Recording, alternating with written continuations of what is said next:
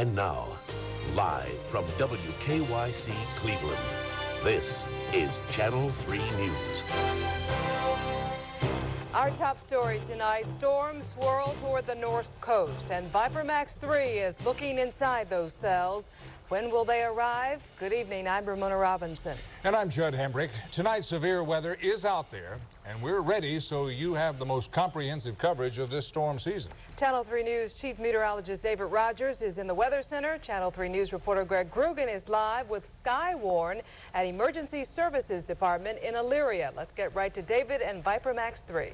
Well, some pretty impressive storms moving across portions of northwestern Ohio. The good news, no tornadic activity thus far. However, we have had wind gusts up to 55 miles per hour, as well as 2-inch size hail and heavy downpours across eastern Indiana and the northwestern sections of Ohio. Let's start things out with a look at our first weather forecast. Right now, we have partly cloudy sky, a balmy 77 degrees. And again, that's going to help fuel some of these storms. Let's go right now to our exclusive Viper Max 3 radar system, only found right here on Channel 3, folks. And this is really the cutting edge of radar technology across portions of our area. As you can see, Viper Max 3 has been pretty busy picking up a lot of these storms as they continue to track from the southwest to the northeast. A nice, well-defined line of storms from portions of eastern Ontario all the way back into some sections of just west of the Cincinnati area. Now, what Viper Max allows us to do is to go inside individual storm centers. Again, fortunately, we have not had any reports of any severe weather.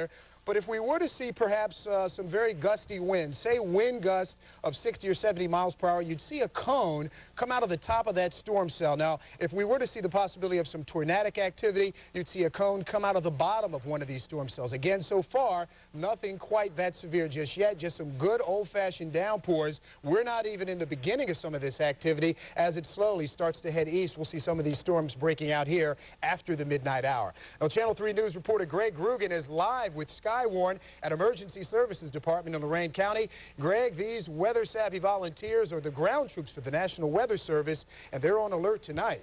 Absolutely, Dave. You know it, but many of our viewers may not. Lorain County is the tornado capital of Ohio, and tonight, many volunteers, many trained eyes are on the lookout. When Mother Nature turns nasty, living or dying can depend on a matter of moments. They know it in Texas, they know it in Oklahoma, and they know it here in Ohio. Bottom line, number one, only answer. It's warning time for people. Tim Lovejoy is a volunteer coordinator for North Central Skywarn, part of a 5-county network of 900 human eyes devoted to keeping all of us out of harm's way. It works like this. A spotter sees heavy weather in his neighborhood and calls the Skywarn network. They let other neighborhoods know exactly what's coming. Volunteer Todd Dunlap devotes countless hours to his passion, passing on vital information from tornado spotters to the National Weather Service. I have children and I have loved ones. I have parents like everybody else, and I don't want to see them get hurt. And that's a big reason why we're out here. To do the job better, Todd built a website, one of the best resources local residents can find when wicked weather is coming our way. Website aside, this operation works because of volunteer vigilance. You can have all the technology in the world, but you still have to have a human eye to verify things. Now, this is the Advanced Spotters Field Guide. You better believe the volunteers will have this out tonight if the weather turns really ugly.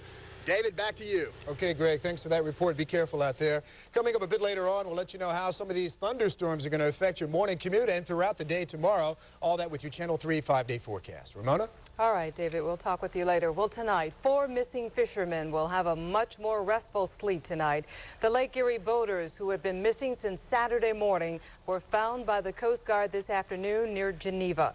The group of 3 men and a 9-year-old boy lost a bearing in the motor of their 21-foot boat, and it was the first time they went out without a radio. Think for a second about actually drowning in dirt. Well, that's exactly what happened to Dante Arstone, and tonight he's just happy that he can talk about it. Firefighters worked for hours to free Arstone from his trench, having barely enough breathing room to scream for help. The soon-to-be father says that while pinned 8 feet under, all he could think about in that whole time was his family. Everything happened so quick, and when my wife pulled up, I didn't want to panic in front of her because she's 7 months pregnant.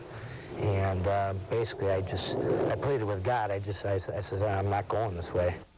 Arstone was repairing a drainage system in his yard at the time of the collapse. He says he'll let the pros handle it the rest of the way.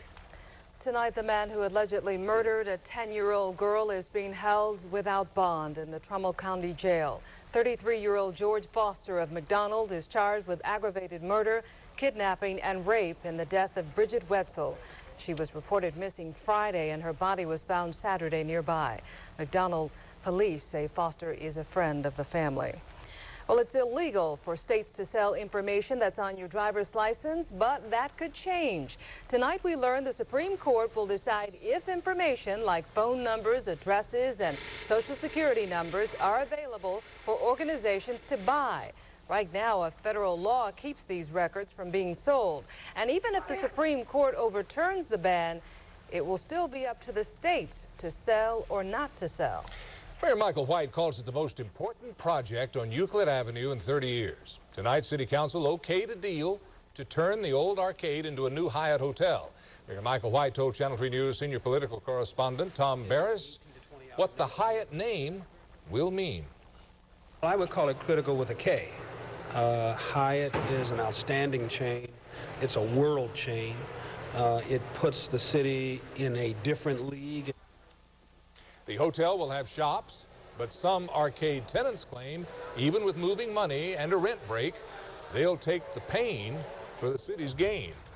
The hotel will have 250 rooms, create 150 jobs, and cost $52 million.